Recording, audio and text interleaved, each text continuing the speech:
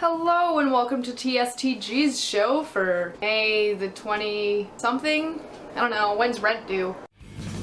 She's a walker on the dance floor. She's on full power, but she always wants more. She's a tripped out, gorgeous in Raymond Ford engaged.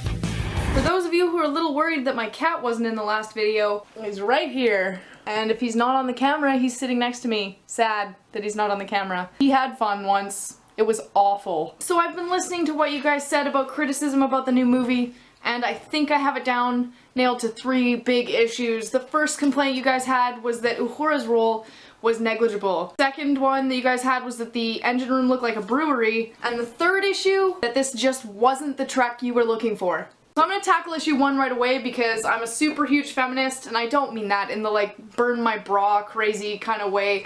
But I do think that there is still a women's movement. It's in progress. It's not equal. Everyone who doesn't like hearing that, deal with it, okay? Try being a woman. It's fucking hard. Uhura's role I thought was really interesting because I love that she was the dominant role in the relationship. She was the one that was like pushing Spock, what's going on? You need to tell me what's up. She was dominant in that and I like that. The second example that I use against it, oh my god, her scene with the Klingon. She handled that. Oh yeah, we're just gonna make contact with a race that hates us. I'll go first.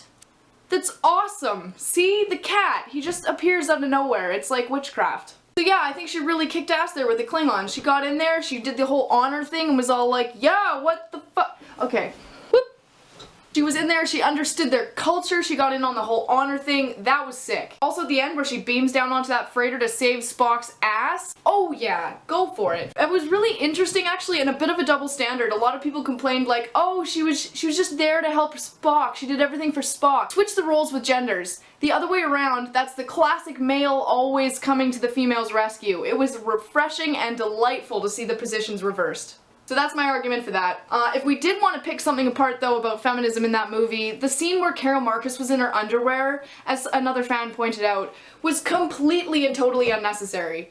Even Kirk would have had more class than to look at her while she was standing there naked. Kirk would have said something absolutely amazing that would have made her jump him. Like, that's what true Kirk would have done. So that scene, I felt, had no value, didn't belong in there at all, and was basically just there to get them a higher PG rating, maybe? So that bugged me. Number 2, the engine room looking like a brewery. Okay.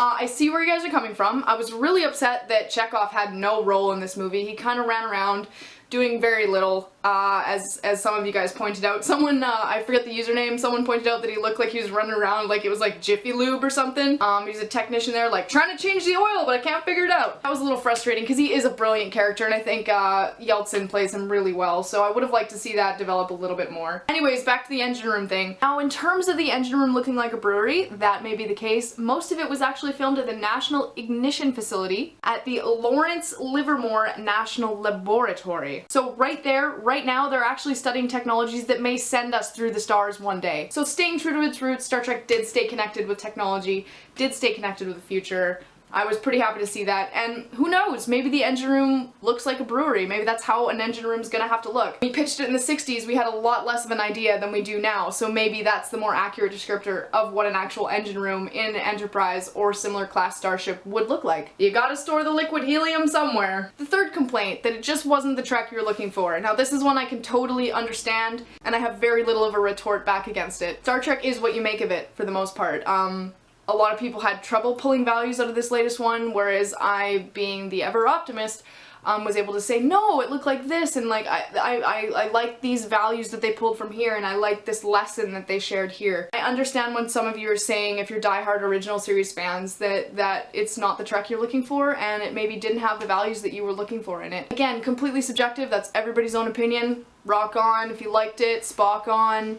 If you didn't like it, boo earns. That's just the way she goes. And that's the way the Enterprise crumbled. At least in the Wrath of Khan. Another thing, Benedict Cumberbatch's portrayal. I liked him. I really did. I thought he was devastatingly evil, maniacal, and twisted, very manipulative. That was Khan, right? Manipulation. So those were the main criticisms that I wanted to handle that you guys had. Those seem to be the biggest issues that were kind of cropping up everywhere. I was pretty disappointed in Carol Marcus now that I look back on it. The night of, I didn't want to come out of it being like, well, I hated this and I hated this. But now that I'm looking back on it, yeah, there were a couple things that kind of bugged me, particularly that Carol Marcus scene. She was also so cool. I just watched Wrath of Khan too, the original, with my friend this week. I showed it to him. And yeah, going from where her role was being strong and like proposing her cause and standing up for it, she was not really that character there. I mean, she had her leg broken by Khan and then was just kind of like, help me, I'm useless. So yeah, there was that. And even the part where she was disabling the weapon, it wasn't like, I'm educated in this and know what I'm doing. It was, fuck it, like, let's do this. Also on that note, I did appreciate swearing in Star Trek. It's about time. It's about damn time. Other than Data going down like, oh shit, I appreciated the amount of times that a couple swears were dropped. I think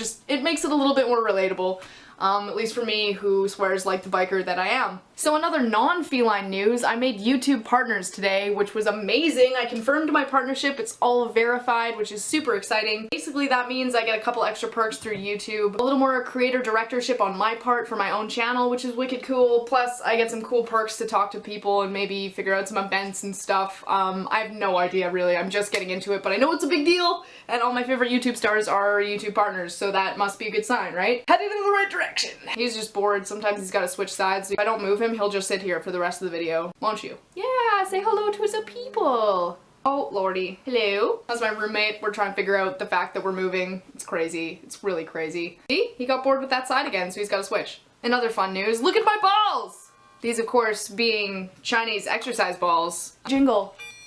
I think they're lovely. Plus, who doesn't need a bigger set of balls every now and then? Right, so that's basically all I have to talk to you guys about today. That was my commentary. Really excited about it. This is my cat. He's great. I'm glad to be back. Have I told you guys that? It's so good to be back. I just feel like I have more energy now and I just care more about stuff. I loved all the commentary that I got on my video from last week. It was awesome. It was so cool reading through and responding to everybody. I haven't had a chance to do that in a while, and I actually got to have some good discussions with people and like duke it out over Star Trek, but not really because it's the internet. No fight is serious. Alright, so my high octane ass is gonna start packing things, and I'm putting on Solaris to watch while I'm packing.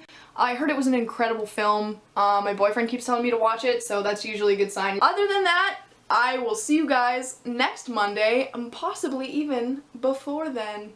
Live long, prosper, and spay or neuter your pets. Seriously, it's just a courtesy.